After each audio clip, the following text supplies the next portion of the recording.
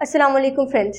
Israel ने गज़ा का naval blockade तोड़ने और वहां इंसानी इमदाद पहुंचाने की कोशिश करने वाली ग्रीटा थनबर्ग और उसके साथियों को गिरफ्तार कर लिया है। ये तमाम 12 अफराद मैडलिन नामी कश्ती में सवार थे और ये इसराइल की तरफ नहीं जा रहे थे, ये तो गज़ा की तरफ जा रहे थे। ये कोई हमास के कारकुन भी नहीं थे और उनके पास किसी किस्म का कोई असलहा भी नहीं था। पूरी दुनिया ग्रीटा और उसके साथियों को देख रही थी, वो लाइव थे, लेकिन इसराइल ने फिर भी अटैक कर दिया। If you see this video, we have been intercepted and kidnapped in international waters by the Israeli occupational forces. Madleen Freedom Flotilla Coalition का हिस्सा है और ये वही फ्रीडम फ्लोटिला है जो इससे पहले भी कई दफ़ा गज़ा में पहुंचने की कोशिश कर चुका है। फ्रेंड्स, 2006 में अमेरिका, इसराइल और यूरोपियन यूनियन ने गज़ा पर पाबंदियां लगाई थी और फिर 2007 से इसराइल ने मुकम्मल तौर पर गज़ा का मुहासरा कर रखा है। नक्शे पर अगर आप गज़ा को देखें तो ये 41 किलोमीटर लंबी एक तंग सी पट्टी है, जिसकी एक साइड पर तो समंदर है और बाकी 3 साइडों पर ज़मीन है। 3 में से 2 साइडें डायरेक्टली इसराइल के साथ लगती हैं और तीसरी साइड मिस्र के साथ। ना तो इसराइल वाली साइड से कोई चीज़ गज़ा के अंदर जा सकती है, ना ही समंदर के रुख से और ना ही मिस्र की सरहद से। मिस्र जो कहने को एक आज़ाद मुल्क है और उसका 13 किलोमीटर चौड़ा बॉर्डर गज़ा के साथ लगता है, वहाँ पर इमदादी सामान से लदे हुए हज़ारों ट्रक खड़े हैं, मगर इसराइल की मर्ज़ी के बगैर किसी एक भी ट्रक को अंदर जाने की इजाज़त नहीं है। अब गज़ा के इस छोटे से इलाके में, जो एरिया में हमारे लाहौर से भी 5 गुना छोटा है, 22 लाख अफराद मौजूद हैं, लेकिन उन अफराद के खाने के लिए ना कोई सामान है, ना उनके पीने के लिए कोई चीज़ है और ना ही वहाँ पर अद्वियात मौजूद हैं। जिन निहत्ते, भूखे, प्यासे और ज़ख्मी लोग हैं, जिनकी इमदाद के लिए दुनिया कुछ भी नहीं कर पा रही है। ऐसे में ही इन 12 लोगों ने कोशिश की थी कि वो अमली तौर पर अपना 100% दें और इस नेवल ब्लॉकेड को तोड़ने की एक कोशिश करें। वो जानते थे कि उनकी जानों को शदीद खतरा है, क्योंकि ऐसी ही एक कोशिश चंद हफ्ते पहले भी फ्रीडम फ्लोटिला कर चुका था, जिसमें उनकी कश्तियों को समंदर में डुबो दिया गया था और वॉलंटियर्स ने मुश्किल से जानें बचाई थी। 2010 में जब फ्रीडम फ्लोटिला की कुछ कश्तियाँ गज़ा का मुहासरा तोड़ने के लिए आगे बढ़ी थी, तो उस वक्त भी इसराइल ने इनके ऊपर अटैक किया था और 9 या 10 इमदादी कारकुनों को कत्ल कर दिया था। जो काम हुकूमतों को करने चाहिए, वो चंद एक वॉलंटियर्स हर तरह का रिस्क लेके कर रहे हैं। और क्यों कर रहे हैं? क्योंकि पिछले 20 महीनों से गज़ा पर मुसलसल बमबारी जारी है। हज़ारों टन बारूद गिराया जा चुका है।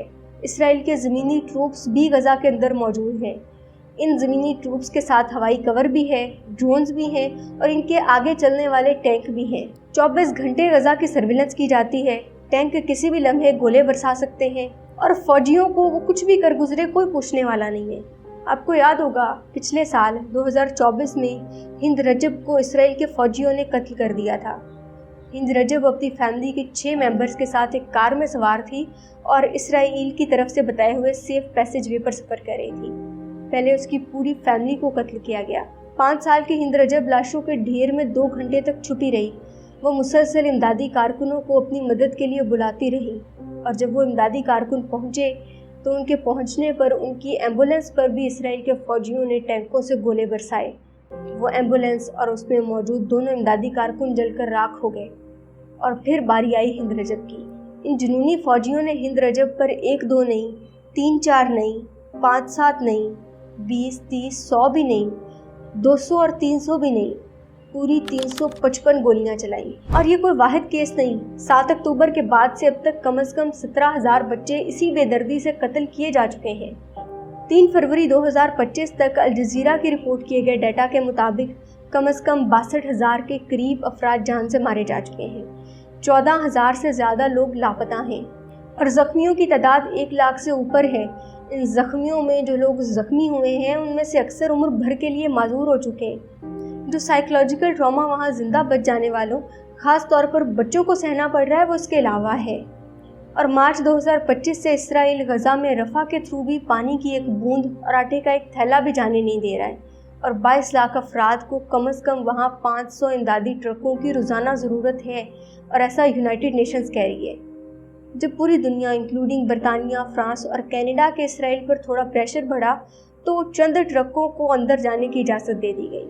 और इन चंद ट्रकों को भी जिन्हें अंदर ले जाने दिया जाता है, इसराइल अपनी मर्जी की जगह पर और अपनी निगरानी में तकसीम करवाता है और इस तकसीम के दौरान आम लोगों पर फिर से गोलियां बरसा देता है, टैंकों के गोले बरसा देता है। कई लोग अपनी जान से जाते हैं और सैकड़ों जख्मी हो जाते हैं, लेकिन अमली तौर पर इसराइल को रोकने वाला कोई भी नहीं है। अभी 5 जून को यूनाइटेड नेशंस की सिक्योरिटी काउंसिल में इस जंगबंदी के लिए जो करारदाद लाई गई, उसे भी 15 में से 14 ममालिक ने सपोर्ट किया, लेकिन अमेरिका ने वीटो कर दिया। और डोनाल्ड ट्रंप अमली तौर पर ये साबित कर रहे हैं कि चंद दिन पहले तक जो वो अच्छी बातें कर रहे थे, वो सिर्फ उनके अरब वर्ल्ड के दौरा के लिए थी। पूरी दुनिया में हर मुल्क के अंदर लोग लाखों की तादाद में घरों से बाहर निकलते हैं, मुजाहरे करते हैं, लेकिन इसराइल को नस्लकुशी से रोकने के लिए मजबूर नहीं कर पाते। ग्रीटा जैसे लोग अगर अमली तौर पर हिम्मत करते हैं तो उन पर भी अटैक किया जाता है। इस वक्त गजा में इमदादी सामान की शदीद ज़रूरत है और वो इमदादी सामान चंद ही किलोमीटर दूर मौजूद है। उसे सिर्फ अंदर भेजे जाने की ज़रूरत है। इस उम्मीद और दुआ के साथ कि गजा के लोगों की मुश्किलात जल्द ख़त्म हो जाएं। नेक्स्ट वीडियो तक के लिए अल्लाह हाफ़िज़।